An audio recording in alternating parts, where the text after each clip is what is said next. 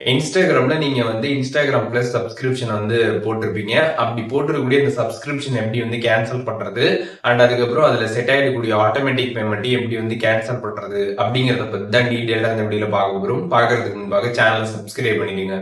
வீடியோக்குள்ள போகலாம். Instagram app வந்து ஓப்பன் பண்ணிடுங்க. ஆப் ஓப்பன் பண்ணிட்டு ப்ரொஃபைல் பேஜ் போயிடுங்க. போயிட்டு சைடில் 3 லைன்ஸ் பட்டன் இருக்கும், அதை கிளிக் பண்ணிடுங்க. கிளிக் பண்ணிட்டு இங்கே அக்கௌண்ட் சென்டர் ஆப்ஷன் இருக்கும், அதை கிளிக் பண்ணிட்டு கீழே வந்து இன்ஸ்டாகிராம் ப்ளஸ்ன்னு கொடுத்துருப்பாங்க, அதை கிளிக் பண்ணிடுங்க.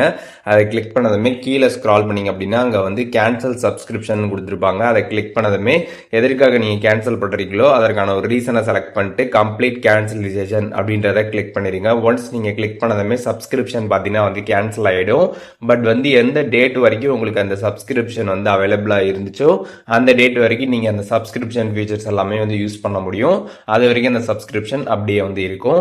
அண்ட் இந்த மாதிரி நீங்கள் சப்ஸ்கிரிப்ஷனை வந்து கேன்சல் பண்ணதுக்கப்புறம் இதோட ஆட்டோமேட்டிக் பேமெண்ட்டும் பார்த்தீங்கன்னா வந்து செட் ஆகிருக்கும். அதையும் நம்ம வந்து கேன்சல் வந்து பண்ணணும்.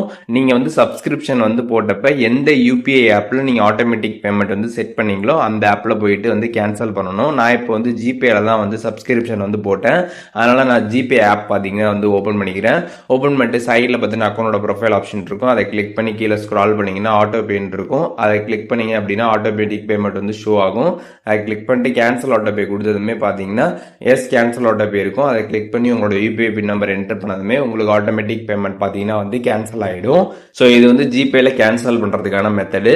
இப்போ நீங்கள் வந்து ஃபோன்பே, பேடிஎம் இந்த மாதிரி வேற யூபிஐ ஆப்ஸில் நீங்கள் வந்து ஆட்டோமேட்டிக் பேமெண்ட் செட் பண்ணிருக்கீங்க, அதில் நீங்கள் கேன்சல் பண்ணணும் அப்படின்னு நினச்சிங்க அப்படின்னா அது எப்படி பண்ணுறதுன்னு சொல்லிட்டு மோஸ்ட்லி நிறைய யூபிஐ ஆப்ஸை பார்த்தீங்கன்னா வந்து கவர் பண்ணி நம்ம வீடியோஸ் எல்லாமே போட்டிருக்கோம். அதற்கான லிங்க்ஸ் எல்லாமே நான் டிஸ்கிரிப்ஷனில் வந்து கொடுக்குறேன். நீங்கள் அதை பார்த்து அந்த வீடியோவில் சொன்ன மாதிரி பண்ணி நீங்கள் வந்து ஆட்டோமேட்டிக் பேமெண்ட்டை வந்து கேன்சல் வந்து பண்ணிக்கலாம்.